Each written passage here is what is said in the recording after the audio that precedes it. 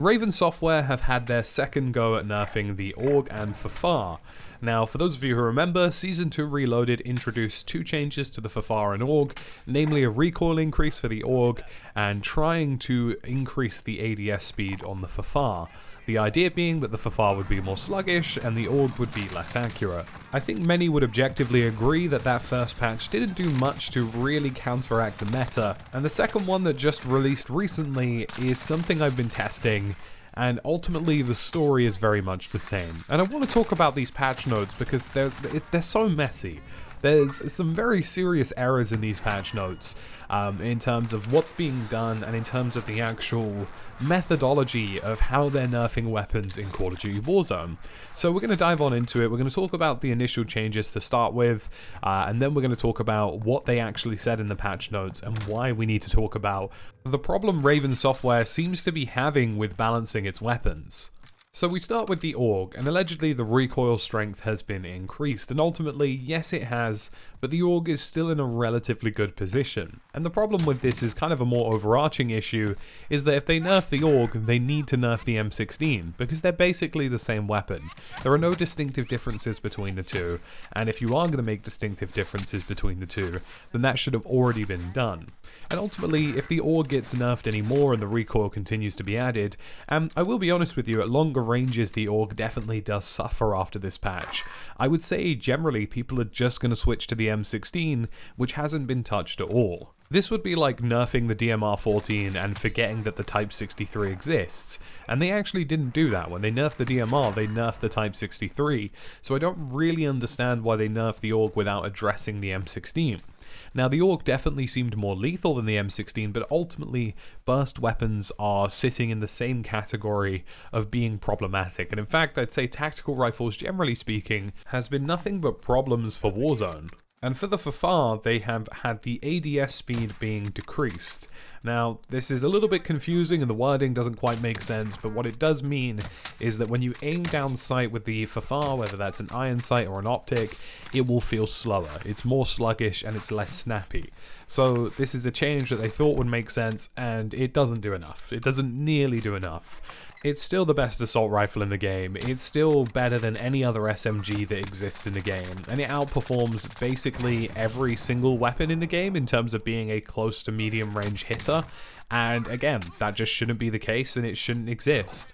So ultimately, two nerfs that one kind of worked on the AUG and the other one on the FFAR just did basically nothing in my opinion, and the FFAR is going to remain as the dominant force of Warzone. But what I really want to talk about here is how these patch notes make absolutely no sense whatsoever. There's just something that's so problematic about this and something that's so jarring about this situation. Because in the patch notes, there is some pretty good recognition of the problems with the weapons in the game, but they just haven't balanced them accordingly. For example, they say, for example, that the AUG is a burst weapon that rides a fine line between inefficient and oppressive. The intent of the change is to maintain the weapon's identity as being a powerhouse, but making it more difficult to wield. Right now, we feel it's too easy to stay on target given how lethal it is. So yeah, you bumped up the recoil, but the issue with this is more to do with damage drop-off and the fact that the AUG literally has no damage drop-off, and more to do with the fact that the AUG shouldn't have a maximum damage profile, as well as headshot multipliers and everything various in between. Those need to be reduced. You can add recoil, but most players will be able to control it, and knowing Call of Duty, they don't add a lot of recoil because they don't want to alienate a vast majority of casual players. So what you need to do is increase the damage drop-off profile. Make it so that over 100 meters or over 50 meters or whatever it so happens to be, the AUG has a reduction in damage profile, which is what should naturally happen anyway. That's the issue with the AUG. And also, if you're gonna nerf the AUG, nerf the M16. You can't just leave one weapon which basically does the same thing completely untouched, because all the AUG players will just become M16 players. So a really confusing set of patch notes for the AUG, because they seem to actually understand what the problem with the weapon is, but they don't seem to understand how to deal with it. There needs to be damage range drop-offs for Call of Duty Warzone weapons, and that includes Cold War weapons, because every Modern Warfare weapon has a damage drop-off profile. It's only the Cold War weapons that seem to completely avoid this. And next up, we need to talk about the FFAR. The FFAR is probably one of the most difficult things I've ever seen because it's an easy gun to balance, and what really bothers me about these patch notes is that they seemingly have no idea how weapon balance works. The AUG, they sort of explained everything. They were like, here's the problem, here's what we need to do, here's what we're going to try. With the FFAR, this literally makes no sense. I'm going to read this to you, and I'm going to point out all the issues that exist within this patch note change. It says that the FFAR is the jack of all trades. It has the damage profile and range of an assault rifle and a fire rate of an SMG. Okay, so you've already acknowledged that the FFAR basically makes all SMGs redundant. The FFAR's wholesale efficiency has it edging out SMGs at ranges we're not satisfied with. Ideally, the FFAR fulfills the role of a mid-range dominator while falling prey to weapons that excel in short-range engagements. We're bringing this a bit more in line with what you expect, AR damage and range at the cost of handling. But you didn't change handling, you just made ADS speed different. You made it more sluggish. This literally, like, you can't have an assault rifle which has the damage of an assault rifle and the fire rate of an SMG because it simply doesn't work. And if you do, you have to significantly limit it with damage drop-off and magazine size. The FFAR basically needs to work like the AS-VAL. They need to be identical in the way they operate.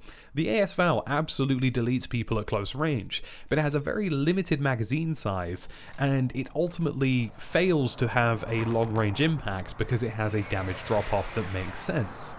There is no such thing as having a medium-range, high fire rate weapon.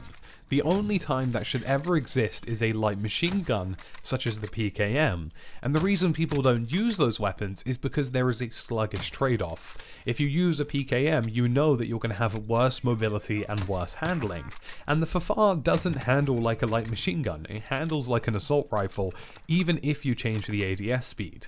So they can either go two ways here. You can make the FFAR like the AS-VAL and give it a really significant damage range drop-off, which by the way at the moment the FFAR basically has little to no bullet damage drop-off, and when it does it's still pretty effective. Or you can balance it like a light machine gun and make it very heavy and sluggish like an SA-87 with a high fire rate and high recoil. You can't just leave this gun as it is. The problem with the FFAR is that it quite literally changed the time to kill in Warzone and effectively reduced the time to kill in half. The FFAR shouldn't exist as a weapon that's capable of doing that, and needs, in my opinion, to work like an AS-VAL. It needs to have a really high level of recoil, it needs to have a very limited magazine size, and it needs to have a damage range drop-off that simply makes sense. What really bothers me about these patch notes is that they make no sense. The second part for the FFAR in particular, there is no such thing as having an assault rifle with SMG ranges with assault rifle damage. That's like making a god gun, and they basically acknowledged in the patch notes that this gun makes no sense. So they have to completely rebalance it. And I think what bothers me even more about all of this is that they need to change their strategy for how they balance weapons in Warzone, because you're having weapons that exist in a period of time that are around for so long that they end up damaging the nature of the game. They tried to patch the DMR twice, and it took ages for us to actually be able to enjoy the game again when they patched the DMR. And the same thing is going to happen here. They're going to patch the FFAR once, then they're going to do it again, and now they're going to do it for a third time. And the same is going to happen to the AUG and M16. And what this really comes down to, especially in a game which doesn't receive that frequently an update, you know, this game doesn't get updates every other week or every other day. If you're going to change the balance of a gun, especially guns that are dominating the meta and are considered to be overpowered, then what you really need to do is nerf them into oblivion. There are two strategies for gun balancing. One of them is you make minor adjustments until the weapon is right. The other one is that you basically half the value of the weapon and then steadily build it back up. And they need to adopt the second strategy. You need to nerf the FFAR, nerf the AUG and M16, and make them absolutely terrible. And then you need to steadily rebuild those weapons in a way that makes sense. Because otherwise we have situations like this where we have one or two weapons which dominate the game for a month or two at a time, possibly even 3 months at a time, and they've tried to patch some of these guns 2 or 3 times to make them make remotely any sense. Ultimately, in an ideal world, I would actually like them to vault these weapons, rejig them, and then reintroduce them into the game, but for some reason they don't seem to have that in their workflow.